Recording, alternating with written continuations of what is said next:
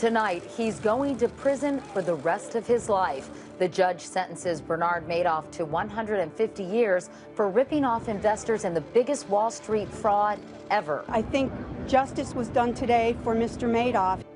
I'm Katie Couric. Also tonight, what happens to Michael Jackson's children and fortune? Jackson's mother wins at least temporary guardianship and asks to be named administrator of his estate. The Supreme Court rules in favor of white firefighters in New Haven in a major reverse discrimination case. And a prescription for a broken heart, using a heart's own stem cells to heal itself. This is the CBS Evening News with Katie Couric. And good evening, everyone. It's the biggest return Bernard Madoff ever got on an investment. For all the years he invested in his giant Ponzi scheme, he's drawn the maximum sentence. Here in New York today, a federal judge ordered Madoff to prison for a century and a half. And with no parole in the federal system, that is a life sentence for the man behind the $65 billion fraud, the biggest in Wall Street history. Armin Katayan begins our coverage of the sentence and the reaction. Dressed in a dark gray suit, a pale, visibly thinner Madoff sat silent in a packed courtroom as 9 of his victims unleashed their anger. One called him a beast, another a psychopath, another stating, "I only hope this prison sentence is long enough that his jail cell becomes his coffin." Then it was time for the 71-year-old disgraced financier to speak. Devoid of emotion, Madoff first spoke of his immediate family, none of whom were in attendance. "How do you excuse lying to your brother and 2 sons?" he asked. "How do you excuse lying and deceiving a wife who stood by you for 50 years and still stands by you?" Citing what he called an error of judgment, Madoff said, "As hard as I tried, the deeper I dug myself in a hole. I lived in a tormented state," he added, "knowing the pain and suffering I have created. I have left behind a legacy of shame to my family and grandchildren." Turning toward his victims, Madoff said simply, "I am sorry. I know that doesn't help you." District Court Judge Denny Chin was next. Calling Madoff's crimes extraordinarily evil, Chin noted he had not received even a single note or letter in support of Madoff. Then, as Madoff stood silent, Chin delivered the ruling everyone was waiting for. 150 years in prison, the absolute maximum, with no possibility for parole. It's not the judge's job to dispense justice in this fashion. Sure, you're supposed to make a symbol out of Bernard Madoff. This could have been accomplished with a much shorter sentence. Afterward, outside the court, several victims had this to say. "I'm left with fear. I wake up in the night, I get up with it in the morning." He's an equal opportunity destroyer. I think justice was done today for Mr. Madoff. Should have been in a jumpsuit, as the other common criminals walk in there. And then there's 91-year-old Ian Thierman. He had to take a job at a grocery store in California after losing $700,000 to Madoff. It's just maybe makes some people feel better. It doesn't make me feel 1 ounce better. For Bernard L. Madoff, Judgment Day began with much of the same kind of atmosphere seen last March when he pleaded guilty to 11 counts of securities fraud, money laundering, and other federal crimes. Crimes unimaginable just last summer when Madoff was seen as a wizard of Wall Street, praised for his uncanny ability to seemingly see into the future. Now, in his day of reckoning, that future is certain. A lifetime of hard time. A sentence so many believe the king of cons richly deserves. Armin Katayan, CBS News, New York. Madoff has admitted he never actually invested the money entrusted to him by more than 8,000 people and organizations. They lost tens of billions of dollars, in many cases everything they had. As for Madoff's wife, she was forced to give up her share of her husband's fraudulent wealth, and Jeff Glor tells us she turned on him today. I have no comments at this time on any subject. This was Ruth Madoff 1 month ago. She wouldn't speak to CBS News then, but did break her silence today in a statement saying, "My reluctance to speak has been interpreted as indifference or lack of sympathy, which is exactly the opposite of the truth." She did not appear at her husband's sentencing, but went so far as to group herself with the victims. "Like everyone else, I feel betrayed and confused," she said. "The man who committed this horrible fraud is not the man whom I've known for all these years." While both husband and wife insist Bernie Madoff acted alone, The Cohen family lost everything and don't buy it. I think absolutely Ruth Madoff was involved. In fact, questions surround the entire family. Brother Peter was the company's chief compliance officer. Bernie Madoff's sons, Andrew and Mark, were in charge of trading at the firm and got millions in loans from their father. All deny knowledge of the fraud. As does Ruth, who recently gave up $80 million in property, holding on to $2.5 million, with the hope of avoiding prosecution. He seems to be going out of his way to try to protect his family. Right. How about protecting ours? Yes, how about it? Former prosecutor Elizabeth Crotty says if Madoff is lying to save his family, it won't work. If the family members have paperwork that indicates that they were intimately involved, then they will be called to task. Is it in any way reasonable to think that Bernie Madoff could do something like this all by himself? I don't think it's reasonable. Madoff's chief financial officer, Frank DePascali, is reportedly negotiating with prosecutors to cut a deal.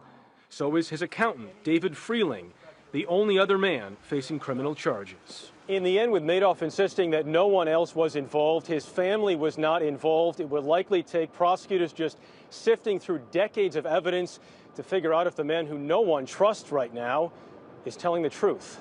Katie? Jeff, what is your sense at this point? Do the authorities think the family knew what was going on or not? Well, they're just not saying right now. We mentioned Peter Madoff, the chief compliance officer and Bernie's brother. They're looking at him. But if they charge him or Ruth or the kids, it'll likely be at least another year before this investigation is complete, Katie. All right, Jeff Glor. Jeff, thanks very much. Turning now to the Michael Jackson case. Investigators from the Los Angeles County coroners went to his rented mansion today. They left with 2 large plastic bags containing undisclosed medications as they look for clues in the pop star's death. And Jackson's father said he expects results soon from a second private autopsy. Until then, no plans for a funeral will be announced. Meanwhile, Ben Tracy tells us questions remain about what happens to Jackson's children and his financial empire. These new photos seem to show a healthy-looking Michael Jackson rehearsing for his upcoming concert tour just 2 days before he died. Questions about what caused his death remain. Meanwhile, a potential legal battle is brewing over the fate of his 3 children. 79-year-old Katherine Jackson, Michael's mother, filed court papers today and was granted temporary guardianship. The document states that the children have a long-established relationship with paternal grandmother and are comfortable in her care. Her husband, Joe Jackson, echoed those sentiments this morning. We love those kids too. We're going to take care of them and give them the education they're supposed to have. But Michael Jackson's former wife, Debbie Rowe, is the biological mother of 2 of the children. Prince Michael, age 12, and Paris Catherine, age 11. It's not clear whether Rowe wants custody. The court has to give preference to the parent, the biological parent. However, if that is not in the best interest of the child, the court does not have to follow that. Jackson's youngest son, Prince Michael II, also known as Blanket, is 7 years old. Court records today list his mother as none. Jackson friend Elle Malnick says the singer wanted him to care for Blanket, and the children's longtime nanny says she considers Michael's kids her babies. She's a good friend of the family and good friends with the kids. She told my baby, she looked at me. The free-spending singer is believed to have $400 million in debt, but his assets, mainly his 2 song catalogs, are estimated to be worth up to $1 billion. Today, Jackson's mother requested control of his estate. The court will rule on that later. The court filing claims Jackson may have died without a will. His biographer says during his life, the megastar purposely kept his family out of the loop. So now that Michael is gone, the family finds itself in a great disadvantage because they really don't know much about his finances or his personal life. Yet celebrity website TMZ, which broke the news of Jackson's death, says one of the singer's former lawyers claims to have a will signed by Michael Jackson. The investigation into how he died continues. This weekend, Jackson's personal doctor told police he found the singer with a faint pulse last Thursday and tried to save him with CPR. He says he did not inject Michael Jackson with painkillers that morning. And Janet Jackson broke her silence, making a surprise appearance on last night's BET Awards show. To you, Michael is an icon.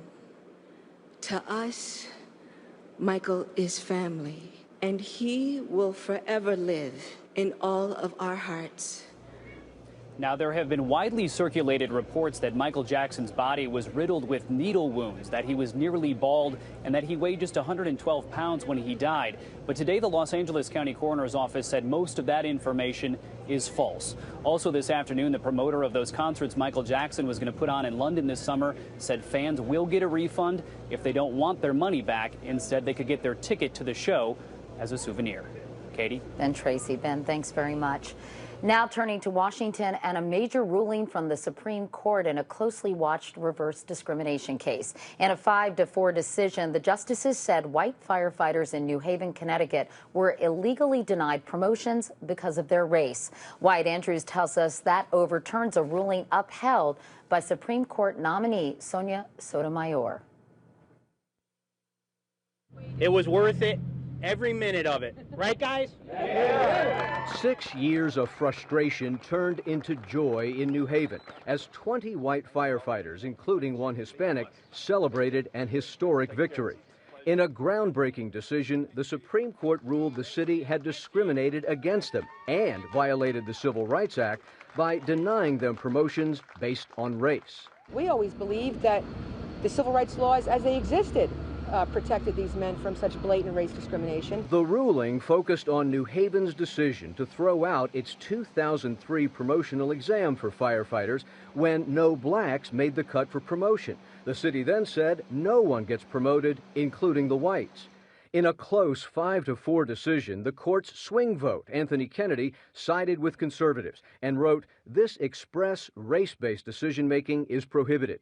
And even if the city was trying to protect minorities against an unfair test, Kennedy wrote, "There's no substantial basis in evidence this test was deficient." A new set of rules was introduced. New Haven's mayor said he would respect the decision, but complained the city was obeying 38 years of civil rights law, forbidding anything that caused a disparate impact against minorities. The city was damned if they did and damned if they didn't. Civil rights leaders also predicted an era of confusion over when minorities are protected and when they are not. I think it hurts the cause of having a discrimination-free workplace. And yet, to the white firefighters, this ruling says discrimination works both ways. I think that this is just proof positive that people should be treated as individuals and not statistics. The ruling also cuts both ways for the Supreme Court's nominee, Judge Sonia Sotomayor. Opponents called today's ruling a legal rebuke of her lower court opinions that the whites had no case, but opponents say that she was on solid ground. She was following case law at the time. Katie? Wyatt Andrews at the Supreme Court tonight. Wyatt, thank you.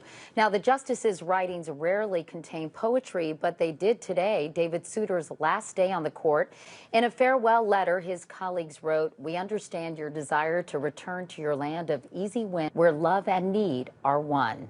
Both lines from Robert Frost. Coming up next here on the CBS Evening News, a CBS News exclusive, a treatment that could allow a damaged heart to repair itself. You'll meet the first patient to have this potentially life-saving procedure.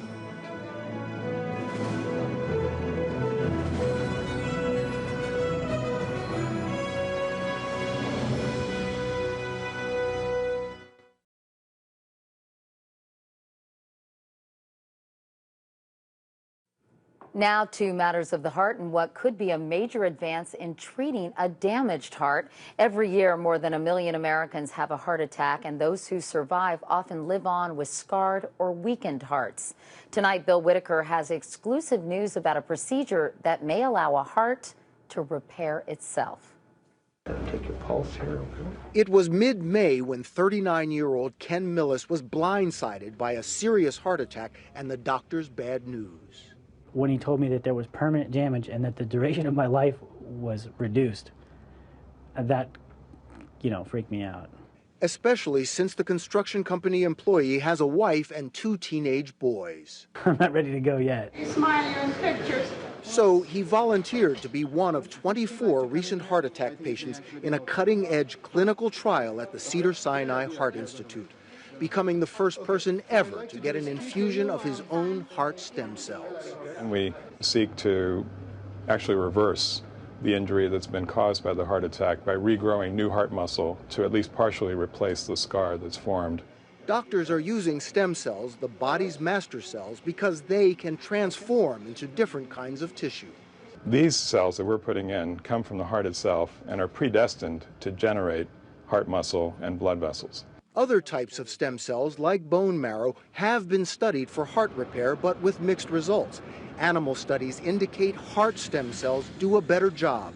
Problem is, the heart has so few stem cells, researchers have to grow more. Using local anesthesia, doctors first send a catheter with little pincers to snip out bits of healthy heart tissue.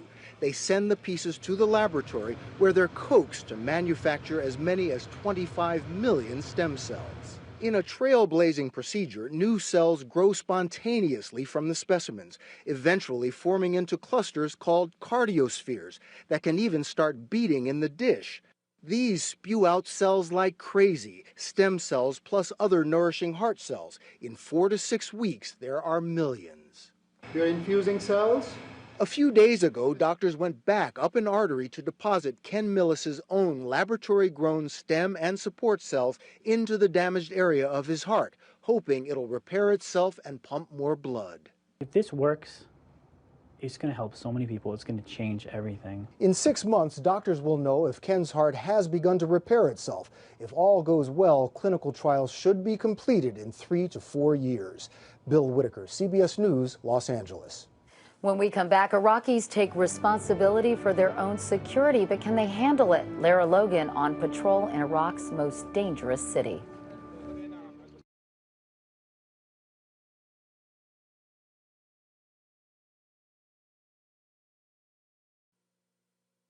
A big milestone today for U.S. forces in Iraq. They completed their pullout from major cities there. Tomorrow is a national holiday, and in Baghdad, the party started early.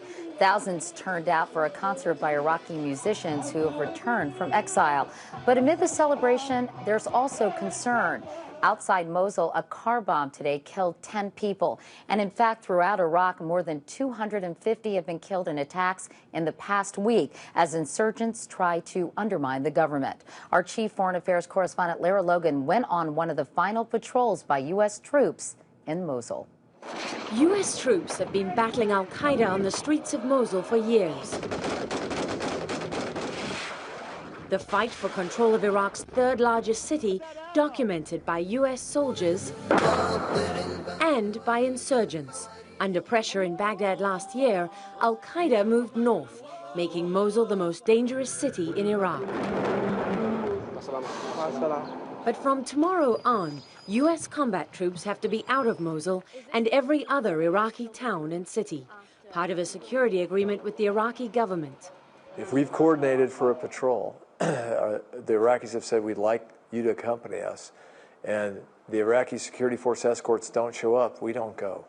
That means Colonel Valesky's men will no longer be able to gather this kind of intelligence unless they're invited by the Iraqis.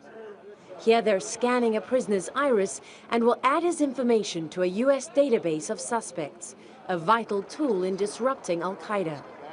So this area is much more secure now than when you got here? Yes. But al-Qaeda is not defeated? No. They haven't gone away? No. And it's still... Will they ever? On some of their last patrols in the city before the June 30th deadline, the soldiers heard from Iraqi civilians. We expect things will get better when the Americans pull back, this man said.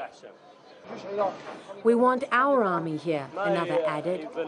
It's clear from speaking to people here that they've had enough of being occupied, and they're eager to see control of their country back in Iraqi hands.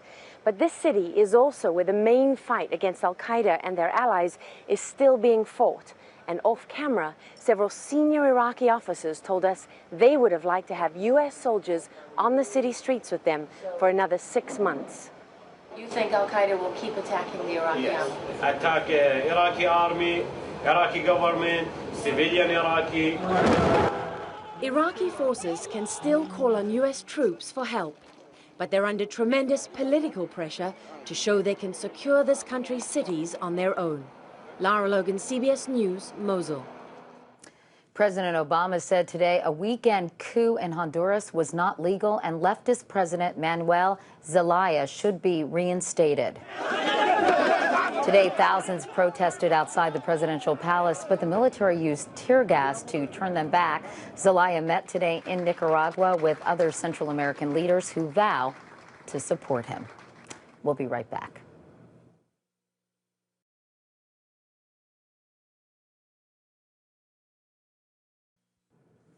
Once again, our top story, admitted swindler Bernard Madoff is going to prison for the rest of his life. A federal judge in New York sentenced him today to the maximum 150 years for pulling off the biggest Wall Street fraud in history, a Ponzi scheme that cost unwitting investors an estimated $65 billion, in many cases their life savings. So Madoff takes his place with the likes of Dillinger, Capone, and Sutton as one of the most notorious criminals in U.S. history. And that is the CBS Evening News for tonight. I'm Katie Couric. Thank you for watching. I'll see you tomorrow. Good night.